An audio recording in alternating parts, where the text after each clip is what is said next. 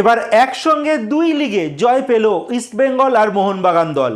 এই বিষয়ে বিস্তারিতভাবে আপডেট দেবো আজকের এই ভিডিওতে। থাকছে ইস্টবেঙ্গলে আসতে পারে আইএসএলে খেলা একজন ঘানার স্ট্রাইকার, এই বিষয়ে বিস্তারিতভাবে আপডেট দেবো আজকের এই ভিডিওতে। এছাড়া থাকছে আইএসএলে পুরানো একজন ব্রিটিশ কোচ, তাকে আবারও দেখা যেতে পারে, তারও আপডেট দেব। এছাড়া থাকছে সন্তোষ ট্রফিতে আজকে বাংলা দল খেলতে নেমেছিল, সেখানে কি ম্যাচের রেজাল্ট হলো তারও আপডেট দেব। সমস্ত খবর এক এক করে আপডেট দেব। তার আগে প্রতিদিনের মতো বলবো, খেলার আপডেট খবর পাওয়ার জন্য আমাদের চ্যানেলটিকে সাবস্ক্রাইব করতে একদম ভুলো না। তো চলো শুরু করা যাক আজকের প্রথম আপডেট। সবার প্রথম যে আপডেটটি তোমাদের দিতে চলেছি, গতকালকে এআইএফএফ অনূর্ধ্ব 18 এলিট লিগে ইস্টবেঙ্গল আর মোহনবাগান আর মোহামেডান স্পোর্টিং খেলতে নেমেছিল, যেখানে দিনের প্রথম ম্যাচে মোহনবাগান সুপার জায়েন্ট দল মিনি ডার্বিতে মুখোমুখি হয়েছিল মোহামেডান স্পোর্টিংয়ের বিপক্ষে, যেখানে মোহামেডানকে মোহনবাগান সুপার জায়েন্ট দল 7-1 গোলে হারিয়ে দিয়েছে। দিনের দ্বিতীয় ম্যাচে ইস্টবেঙ্গল দল তারা মুখোমুখি হয়েছিল কেশব চ্যারিটেবল ট্রাস্ট একাডেমির সঙ্গে, আর এই দলকে ইস্টবেঙ্গল 2-1 গোলে হারিয়ে দিয়েছে। এই মুহূর্তে পয়েন্ট তালিকায় যদি বলি, সেখানে মোহনবাগান দল সবার উপরে রয়েছে, তারা 8 ম্যাচে 17 পয়েন্ট নিয়ে তারা 1 নম্বর স্থানে রয়েছে। 2 নম্বর স্থানে রয়েছে ইস্টবেঙ্গল দল, তারা 7 ম্যাচে 16 পয়েন্ট নিয়ে তারা দ্বিতীয় স্থানে রয়েছে। 3 নম্বর স্থানে রয়েছে ইউনাইটেড স্পোর্টস দল, তারা 8 ম্যাচে 14 পয়েন্ট নিয়ে তারা 3 নম্বর পজিশনে রয়েছে।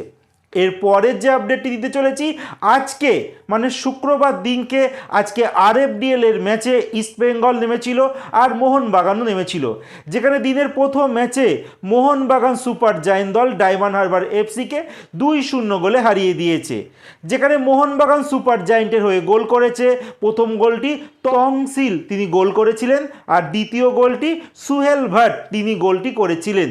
আর দিনের দ্বিতীয় ম্যাচে ইস্টবেঙ্গল দল তারা মুখোমুখি হয়েছিল বেঙ্গল ফিউচার চ্যাম্পসের বিপক্ষে, আর ইস্টবেঙ্গল দল তারা 8-0 গোলে বেঙ্গল ফিউচার চ্যাম্পস দলকে হারিয়ে দিয়েছে, যেখানে ইস্টবেঙ্গলের 2 জন খেলোয়াড় এই ম্যাচে হ্যাটট্রিক করেছে। একজন দেবজিৎ তিনি 3টে গোল করেছেন, আরেকজন গুইতে তিনিও 3টে গোল করেছে। এছাড়া অ্যান্ড্রুস আর লেপচা তারা 1টি করে গোল করেছে। আগামী রবিবার দিন 25শে জানুয়ারি ডার্বি ম্যাচ হতে চলেছে আরএফডিএল এ, যেখানে মোহনবাগান দল 4 ম্যাচে 12 পয়েন্ট নিয়ে 1 নম্বর স্থানে রয়েছে। ইস্টবেঙ্গল দল 4 ম্যাচে 9 পয়েন্ট নিয়ে তারা 2 নম্বর পজিশনে রয়েছে।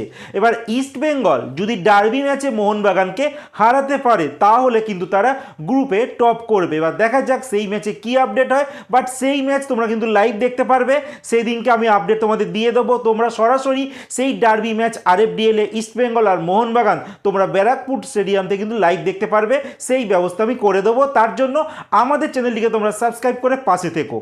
এর পরের যে আপডেটটি দিতে চলেছি, সন্তোষ ট্রফিতে আজকে বাংলা ফুটবল দল তারা নিজেদের দ্বিতীয় ম্যাচ খেলতে নেমেছিল, যেখানে আজকের ম্যাচে কিন্তু যথেষ্ট কষ্ট করে জিততে হয়েছে ওয়েস্ট বেঙ্গল ফুটবল দলকে, যেখানে আমরা খেলার একদম শেষের দিকে 96 মিনিটে একমাত্র গোল করি, নরহরি শেষটা তিনি গোল করেন, আর বাংলা দল তারা 1-0 গোলে উত্তরাখণ্ডকে হারিয়ে দিয়েছে। দিনের প্রথম ম্যাচ ছিল আসাম, যারা হোস্ট এই বছরের এই সন্তোষ ট্রফি, তারা মুখোমুখি হয়েছিল নাগাল্যান্ডের সঙ্গে, আর এই ম্যাচ কিন্তু 3-3 গোলে ড্র হয়েছে। আর বাংলার ফুটবল দল যখন উত্তরাখণ্ডের সঙ্গে খেলছিল, সেই সময় কিন্তু আরও একটি ম্যাচ চলছিল তামিলনাড়ু বনাম রাজস্থানের মধ্যে, আর সেই ম্যাচে কিন্তু রাজস্থান দল তামিলনাড়ুকে হারিয়ে দিয়েছে। আর এই মুহূর্তে গ্রুপ এতে বাংলা ফুটবল দল রয়েছে, তারা কিন্তু 2 ম্যাচে 6 পয়েন্ট নিয়ে তারা এই মুহূর্তে 1 নম্বর স্থানে রয়েছে।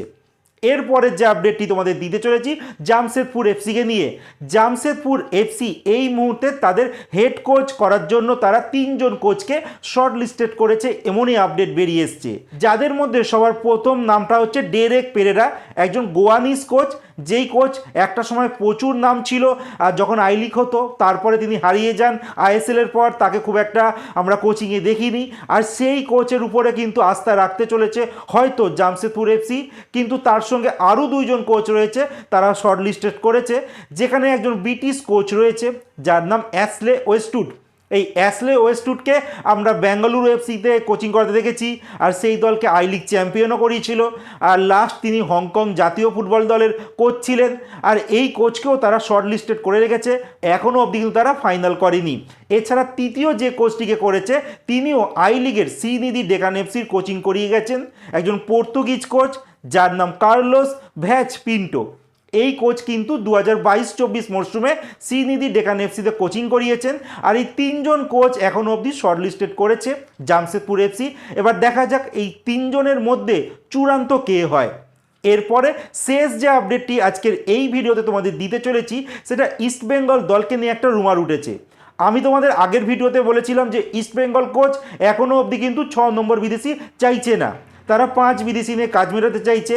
কিন্তু এই মুহূর্তে একটা রুমার উঠেছে ইস্টবেঙ্গলের কোচ মানে অস্কার বোনোজ তিনি নাকি কেরালা ব্লাস্টার এফসির একজন বিদেশি খেলোয়াড় মানে ঘানার একজন খেলোয়াড় যার নাম কামে পেপরা তাকে নাকি দলে চেয়েছে, এমনই একটা রুমার উঠেছে। আর বলে রাখি এই কামে পেবরা বর্তমানে যার 25 বছর বয়স, যিনি ঘানা থেকে বিলং করেন, আর তিনি কেরালা ব্লাস্টার এফসির হয়ে এখনও অবধি 35টা ম্যাচে 8টা গোল করেছেন। আর এই মরশুমের একদম শুরুতেই কিন্তু তিনি কেরালা ছেড়ে দেন, মানে ভারতের ক্লাব ছেড়ে কাম্বোডিয়ার একটি ক্লাব প্রে খান রিচ বলে একটা ক্লাব আছে, সেই ক্লাবে তিনি যোগদান করেন। আর সেই ক্লাবে গিয়ে কিন্তু তিনি গোলের বন্যা বইয়ে দিয়েছেন। 16টা ম্যাচ খেলেছে, 17টা গোল করেছে। বাট একটা কথা তোমাদের বলে দিই, আইএসএল এর স্ট্যান্ডার্ড কিন্তু এই কাম্বোডিয়ার লিগের স্ট্যান্ডার্ড থেকে অনেকটাই হাই, মানে কাম্বোডিয়ার লিগের স্ট্যান্ডার্ড কিন্তু আমাদের থেকে যথেষ্ট পিছিয়ে। আর সেই জন্যই তিনি 16 ম্যাচে 17টা গোল করেছে। আর এমনই একটা রুমার উঠেছে যে ইস্টবেঙ্গল নাকি এই কামে পেবরার সঙ্গে কথাবার্তা চলছে, বাট আমি কিন্তু এই বিষয়ে কিছুই জানি না, জাস্ট এটা রুমার উঠেছে, তাই আমি এটা তোমাদের আপডেট দিচ্ছি। যদি সত্যিকারই হয়ে থাকে এই খেলোয়াড়কে সাইন করে থাকে, তেমন কিছু আপডেট এসে থাকে, অফিসিয়ালিও যদি আপডেট এসে থাকে, তাহলে কিন্তু আমি ভিডিওর মাধ্যমে তোমাদের জানিয়ে দেবো। বাট এটা সত্যি না মিথ্যে আমি জানি না, পুরোটাই কিন্তু রুমার। তো যাই হোক, তোমাদের কি মনে হয় এই কামে পেবরা যদি ইস্টবেঙ্গলে আসে, ইস্টবেঙ্গলের কি গোলের খরা তিনি মেটাতে পারবেন? এই নিয়ে তোমরা কমেন্টে জানাতে পারো।